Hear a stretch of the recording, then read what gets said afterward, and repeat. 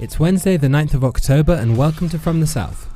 Mexico's President Enrique Peña Nieto says he is ready and willing to work with President-elect Donald Trump. This after the Mexican peso fell to an all-time low after Trump's win was announced. Peña Nieto said the two countries were friends. Meanwhile, to many Mexicans, their worst dreams have been realized in Trump's victory. Many have had a hard time believing the businessman was elected President of the United States. Still in Mexico, drug kingpin Joaquin El Chapo Guzman filed an appeal on Tuesday to prevent his extradition to the United States, which the government hopes to carry out in early 2017. His lawyer Andres Granados dropped off the documents at a court in Mexico City and could take 3 to 6 months to issue a ruling. Guzman is facing 2 extradition bids, one in California for drug distribution and another in Texas on charges that include murder and money laundering. Public workers were forcibly removed from Congress on Tuesday after they protested against changes to public sector salaries being voted on in the lower house. President of the lower house, Osvaldo Andrade, ordered the group be removed from the chamber by policemen after they had chanted against the changes being discussed by the government and public sector representatives.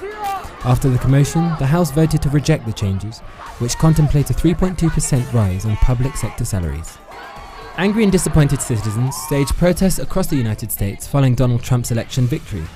Trump supporters and protesters faced off outside the White House, and in Portland they burned the American flag. Philippines President Rodrigo Duterte congratulated Donald Trump on his election win and said he now wishes to stop quarreling with the United States. Duterte has repeatedly hit out at Washington in recent months, threatening to cut defense pacts and end military joint drills. Afghanistan's president welcomed back Sharabat Gula to the country.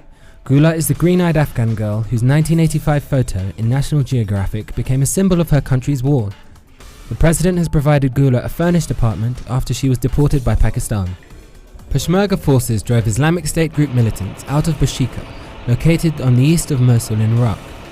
But the forces warned the residents who had fled the town not to rush back, as roads and houses might be riddled with explosives. The town is located some 10 miles from Mosul. Republican Donald Trump stunned the world by defeating his Democratic rival Hillary Clinton in the US presidential elections, but Palestinians were not counting on either Trump or Clinton for their liberation. For Palestinians, the US elections have always been a choice between stupid and evil. In their opinion, whether the winner was Trump or Clinton, a Republican or a Democrat, nothing will change US policy toward Palestine. Most Palestinians call Trump fascist and racist. However, a few of them are skeptical of where he stands from Palestine. Despite the fact that both Trump and Clinton pledged for support to Israel, some Palestinians had mixed feelings about Hillary. We should not link Palestinian policy with who wins U.S. presidential elections. Trump will adopt a more biased policy towards Israel more than any other president. The fact that the U.S. foreign policy is not decided by the president means that the U.S. will continue its external support for Israel and will provide it with military and financial aid, as well as diplomatic cover whenever needed. Noor Harazin, teleSur's TV, Palestine.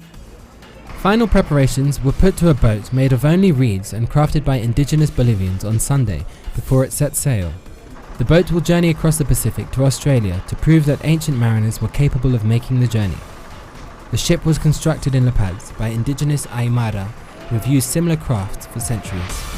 More on these and other stories on our website telesurtv.net/English.